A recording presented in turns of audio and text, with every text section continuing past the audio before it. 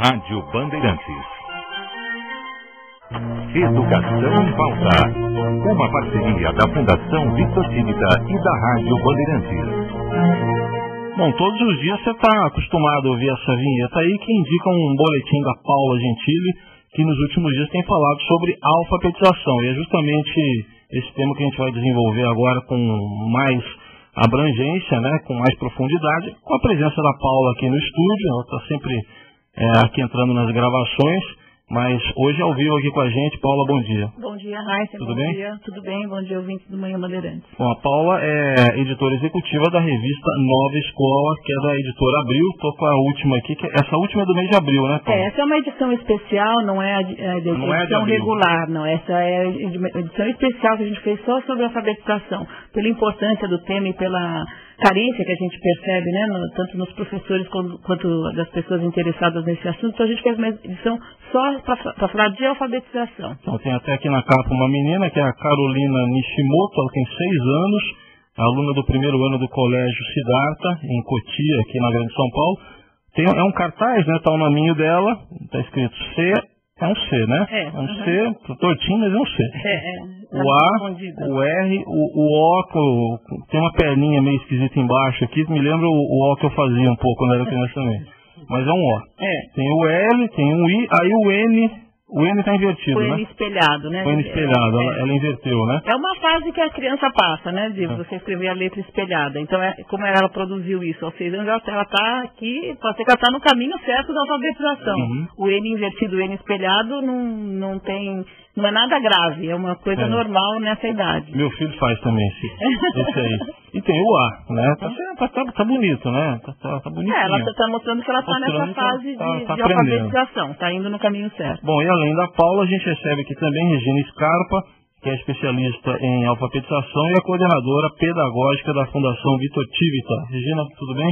Tudo bem, bom dia. Bom dia aos ouvintes também. Bom, queria que vocês começassem falando um pouquinho, antes da gente entrar no tema, fazendo um diagnóstico hoje. Não sei se dá para falar em linhas gerais, acho que varia muito até de criança para criança isso, né? A situação individual, mas em linhas gerais, no Brasil, como é que estamos aí em alfabetização? Você pode começar, Paulo. Então, Heisen, alfabetização é um tema que preocupa muito, né? A gente sempre vê as manchetes dos jornais e revistas que as crianças não sabem ler e escrever, que chegam ao 4º ano, ou ao 6º ano, ou até o 8º ano, às vezes até o ensino médio e a faculdade, sem saber ler e escrever direito.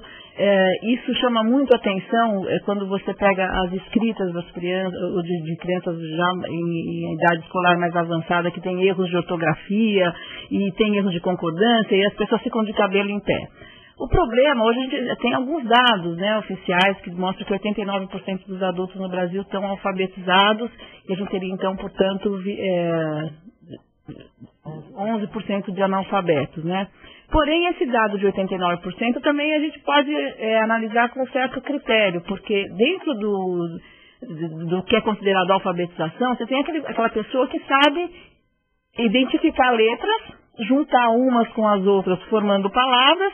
Isso não significa que a pessoa esteja alfabetizada. Esse é um conceito antigo de alfabetização. Quando saber escrever o nome era considerado, se sabia escrever o nome ou decodificar algumas palavras, você estava alfabetizado. Hoje a gente sabe que isso não acontece. Existe uma outra categoria que se chama de analfabetismo funcional.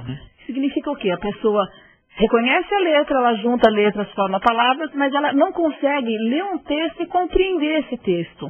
Então a gente não pode dizer que essa pessoa esteja alfabetizada, porque ela não está fazendo um uso social, o uso que se faz normalmente da escrita, da leitura e da escrita. Então, é um assunto que toca muito e também incomoda os educadores, porque afinal de contas cabe a eles alfabetizar as crianças, né? Então, se a gente pegar a estatística oficial, governamental, nós vamos constatar que 89% são alfabetizados. Quer dizer, você está dizendo que um bom caminho é já admitir o problema e que essa estatística não deve ser confiável e tentar combater o analfabetismo. Nós já temos, né, Regina, tem o INAF, que é o Índice Nacional de Analfabetismo Funcional, que é feito pelo Instituto Paulo Montenegro, que já identifica isso. E hoje está em quantos por cento, Regina? Em torno de 25% da população que tem um alfabetismo básico. E mais 25% um alfabetismo rudimentar. Então, essa ideia de que a pessoa ou é alfabetizada ou não é alfabetizada, desde 1958 foi alterada pela Unesco, porque hoje as exigências pela leitura, pela escrita, são muito grandes. Então, não basta só saber assinar o nome, escrever algumas palavras ou ler a direção do ônibus, né? Você precisa ter uma familiaridade maior com a leitura, com a escrita, por exemplo, né, para acessar um caixa eletrônico, né? Por exemplo, para continuar os estudos e ler e entender textos acadêmicos. Então, a gente, embora tenha 11% de analfabetismo total, que são geralmente adultos de 15 a 60 anos na zona rural, tem ainda 25% que são chamados de analfabetos funcionais, porque não conseguem transitar bem no mundo da leitura e da escrita. Bom, falando para os nossos ouvintes também, que em geral o perfil da nossa audiência é de pais de crianças e também de adolescentes.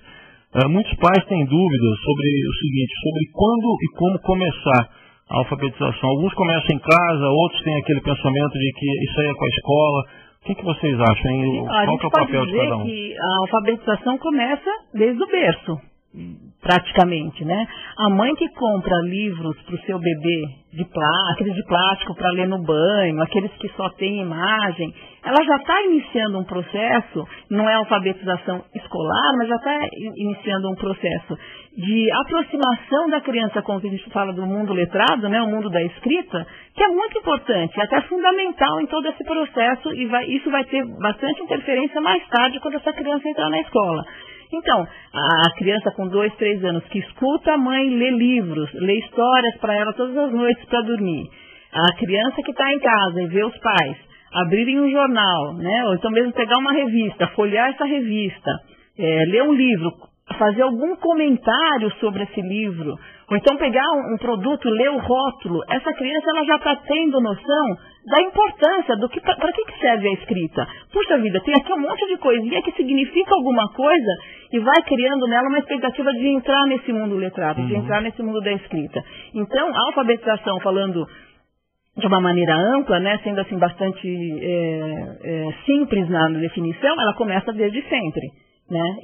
E não para nunca, a gente vai dizer que não acaba nunca o processo de alfabetização, que você começa a ler, a escrever, depois você vai aprender a ler textos de ficção, depois você vai aprender a ler textos científicos e a cada fase da vida você está num processo de alfabetização diferente. Regina, nessa fase que a Paula está falando, tem pais e mães que acham bonitinho a criança ou falar errado ou até escrever errado no primeiro momento, que faz parte, eu estava citando aqui. Eu mesmo achei bonitinho o N invertido aqui da menininha na capa da revista. Qual que é o comportamento mais adequado? É abrir o jogo, é achar bonitinho, mas tentar corrigir? O que devem fazer os pais quando detectam falhas ou erros nesse comecinho? Então, os pais enfrentam mesmo essa questão, principalmente quando as crianças começam a trazer lição de casa. Então, aí não sabem como se comportar, se corrigem, se não corrigem, né? Eu acho que os pais precisam saber que as crianças, antes de aprenderem a escrever corretamente, elas escrevem do jeito delas e estão no processo, né, do aprendizado da leitura e da escrita. Então, não adianta ele querer corrigir as lições das crianças ou fazer por elas, porque os professores identificam a mão de gato, né? Sabem quando é que são os pais que fazem pela criança, e isso não ajuda a criança, né? Então é importante que os pais estejam do lado, estejam disponíveis para alguma ajuda, mas nunca que façam as lições pelas crianças.